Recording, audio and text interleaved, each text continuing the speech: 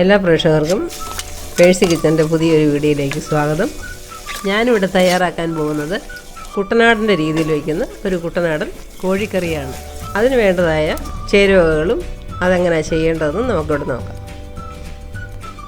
ഒരു 4 സവോള കനം കുറച്ചരിഞ്ഞത്, ഒരു 15 ഉള്ളി നീളത്തിലരിഞ്ഞത്, മഞ്ഞൾപ്പൊടി, കോഴി മസാലപ്പൊടി, തക്കാളി സ്ലൈസായിട്ട് അരിഞ്ഞത് 2 എണ്ണം, ഉപ്പ്, മുളക് പൊടി, മല്ലിപ്പൊടി, മീഡിയം സൈസിലെ 2 ഇഞ്ചി കഷ്ണം, ഒരു കൂട് വെളുത്തുള്ളി പൊളിച്ചത്.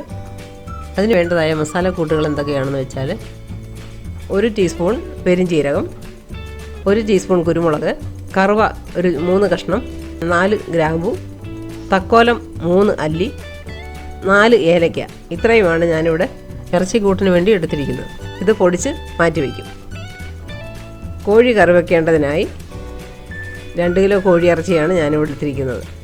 അത് നന്നായിട്ട് കഴുകി വെള്ളമെല്ലാം വാലയ്ക്ക് വെച്ച ശേഷം അതിലേക്ക് 1 ടീസ്പൂൺ ഉപ്പ്, ഒരു 1/2 ടീസ്പൂൺ മഞ്ഞൾപ്പൊടി, 1 ടീസ്പൂൺ മുളക് പൊടി, ഇതെല്ലാം കൂടെ ചേർത്ത് നന്നായിട്ട് കുഴച്ച് യോജിപ്പിച്ച ശേഷം നമുക്കിത് മാറ്റി വെക്കാം.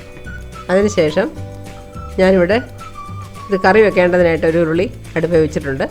അതിലേക്ക് ഞാൻ ഒരു 5 ടേബിൾ സ്പൂൺ വെളിച്ചെണ്ണയാണ് അതിലേക്ക് ഒഴിച്ച് കൊടുത്തിരിക്കുന്നത്. നമുക്ക് ആവശ്യത്തിന് വെളിച്ചെണ്ണയാകാം. ചിലർ ഓയിൽ ഉപയോഗിക്കുന്നവരുണ്ട്, വെളിച്ചെണ്ണ ഉപയോഗിക്കുന്നവരുണ്ട്. ഞാനിവിടെ വെളിച്ചെണ്ണയാണ് ഉപയോഗിച്ചിരിക്കുന്നത്. ഇതിലേക്ക് ഞാൻ കൊത്തി അരിഞ്ഞ് വെച്ചിരിക്കുന്നതായ വെളുത്തുള്ളിയും ഇഞ്ചിയും കൂടി ഇട്ട് കൊടുക്കുകയാണ്. ഇതൊരു പച്ചമണം മാറുന്നത് വരെയും നമുക്കിത് ഇളക്കി കൊടുക്കണം. ഇത് ഒരു മീഡിയം സൈസ് ഫ്ലെയിമിട്ട് വേണം നമുക്കിത് ചെയ്യാനായിട്ട്.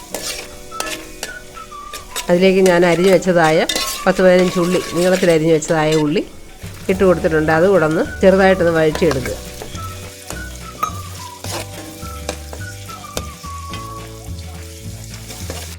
ഇതിലേക്ക് 1/2 ടീസ്പൂൺ മഞ്ഞൾപ്പൊടി, ഒരു 3.5 ടീസ്പൂൺ മുളക് പൊടി. എരിവ് കൂടുതൽ വേണ്ടാത്തവർക്ക് മുളക് പൊടി കുറച്ച് ചേർക്കാവുന്നതാണ്. ഇതൊന്ന് നന്നായിട്ടൊന്ന് പച്ചമണം മാറുന്നതുവരെയും ഒന്ന് വഴറ്റിയിടുക.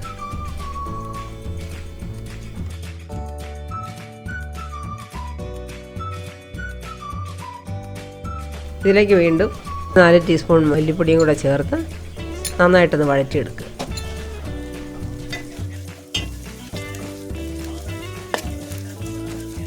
അതിലേക്ക് ഞാൻ 1 ടീസ്പൂൺ ഉപ്പ് കൂടെ ചേർത്ത് കൊടുക്കുകയാണ്. അതും കൂടെ ചേർത്ത് നന്നായിട്ടൊന്ന് ഇളക്കി യോജിപ്പിക്കുക. അതിലേക്ക് നമ്മൾ അരിഞ്ഞു വെച്ചതായ സവോള ഈ വഴറ്റിയതിലേക്ക് ഇട്ടൊന്ന് ഇടുന്നെല്ലാം കൂടെ ഒന്ന് മിക്സ് ചെയ്ത് ഇളക്കി കൊടുക്കുക. നന്നായിട്ടൊന്ന് വഴറ്റി വരുമ്പോഴേക്കും കുറച്ച് വെള്ളം ഞാൻ ഒഴിക്കുകയാണ്. 1 ഗ്ലാസ് വെള്ളം ഞാനിവിടെ എടുത്തിട്ടുണ്ട്. അതിൽ കുറച്ച് വെള്ളം ഒഴിച്ച് ഞാനതൊന്ന് ഇളക്കി യോജിപ്പിക്കുകയാണ്. നന്നായി ഇളക്കി യോജിപ്പിച്ചതിന് ശേഷം വീണ്ടും ബാക്കിയിരിക്കുന്ന വെള്ളം കൂടെ ഞാനിതിലേക്ക് ഒഴിച്ചു കൊടുക്കുകയാണ്. നന്നായിട്ടൊന്ന് യോജിപ്പിച്ച ശേഷം പാത്രം മൂടി വെച്ചിട്ട് സവോള നന്നായൊന്ന് വേവിച്ചെടുക്കുക.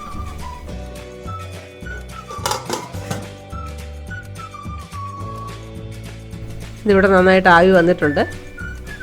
സവോളയെല്ലാം നന്നായിട്ടൊന്ന് വഴന്ന് വന്നിട്ടുമുണ്ട്. അതൊന്ന് ഞാൻ ഇളക്കി യോജിപ്പിക്കുകയാണ്. ഇതിലേക്ക് നമ്മൾ തയ്യാറാക്കി വെച്ചിരുന്നതായ ഇറച്ചി ഓരോന്നായിട്ട് ഇട്ടിട്ട് കൊടുക്കുകയാണ്.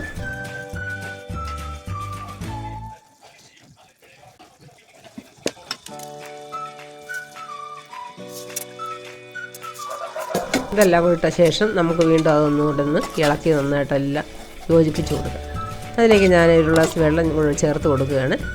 കാരണം ഇറച്ചി വെന്ത് കിട്ടണം. അതിനായിട്ടാണ് ഞാനിവിടെ ഈ വെള്ളം ഒന്ന് ഒഴിച്ച് കൊടുത്തിരിക്കുന്നത്. അപ്പോൾ തന്നെ ഇറച്ചിയിൽ വെള്ളമുണ്ട്. അപ്പോൾ ആ വെള്ളം കൂടെ ചേർത്ത് നന്നായിട്ടൊന്ന് മിക്സ് ചെയ്ത ശേഷം ഞാനിവിടെ ഇതിൻ്റെ മുകളിലേക്ക് ഒരു തണ്ട് കരിയാപ്പില ഇട്ട് കൊടുക്കുകയാണ്. അതിനുശേഷം നമുക്കത് മൂടി അടച്ച് വെച്ച് ഒരു 10 മിനിറ്റ് നേരത്തേക്ക് നമുക്ക് നന്നായിട്ടൊന്ന് തിളപ്പിക്കാം. ഇപ്പോൾ 10 മിനിറ്റ് ആയിട്ടുണ്ട്. നന്നായിട്ട് നമുക്ക് തിളച്ച് കിട്ടിയിട്ടുണ്ട്. പക്ഷേ ഇറച്ചി വെന്ത് കാണത്തില്ല കേട്ടോ. അപ്പോൾ അത് നന്നായിട്ടൊന്ന് ഇളക്കി കൊടുക്കണം. കാരണം അടിക്ക് പിടിക്കാതിരിക്കാൻ വേണ്ടിയാണ് നമ്മൾ ഇടയ്ക്കിടയ്ക്ക് അതൊന്ന് ഇളക്കി കൊടുക്കുന്നത്. വീണ്ടും ഇതിലേക്ക് ഞാൻ കോഴി മസാല ഇട്ട് കൊടുക്കുകയാണ്. ഞാനിവിടെ ഈസ്റ്റേണിൻ്റെ കോഴി മസാലയാണ് ഉപയോഗിക്കുന്നത്. നല്ല ടേസ്റ്റാണ് അതിട്ട് കറി വെച്ചാൽ. അപ്പോൾ ആ മസാല കൂടെ ഞാനിവിടെ ഒരു ഒരു 3 ടീസ്പൂൺ കോഴി മസാലയാണ് ഞാൻ ഇതിനായിട്ട് ഇവിടെ ചേർത്ത് കൊടുത്തിരിക്കുന്നത്. അതിനുശേഷം ഞാൻ സ്ലൈസായിട്ട് അരിഞ്ഞു വെച്ചിരിക്കുന്ന തക്കാളി ഓരോന്നോരോന്നായിട്ട് ഞാൻ മുകളിലിട്ട് കൊടുക്കുകയാണ്.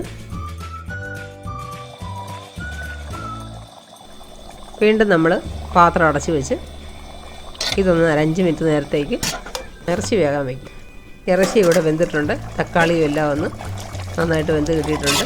അതിൻ്റെ മുകളിലേക്ക് ഞാൻ ഒരു തണ്ട് കരിയാപ്പില കൂടെ ഇട്ട് കൊടുക്കുകയാണ്. പിന്നെ നമ്മൾ ഇതിനകത്ത് ചേർക്കാനായിട്ട് നമ്മൾ മാറ്റി വെച്ചിരുന്നതായ മസാലക്കൂട്ടുകളെല്ലാം പൊടിച്ച് ഇതിൻ്റെ മുകളിലേക്ക് ഞാൻ ഇട്ട് കൊടുക്കുകയാണ്.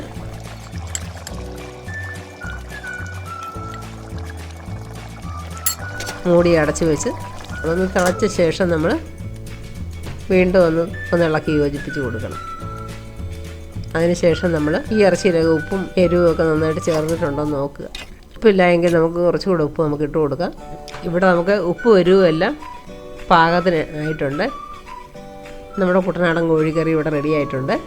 നിങ്ങൾക്കും ഇഷ്ടപ്പെട്ടെങ്കിൽ ഇതുപോലെ ചെയ്ത് നോക്കുക. ഇഷ്ടപ്പെട്ടാൽ ലൈക്ക് ചെയ്യുക, ഷെയർ ചെയ്യുക, സബ്സ്ക്രൈബ് ചെയ്യുക. Thanks for watching.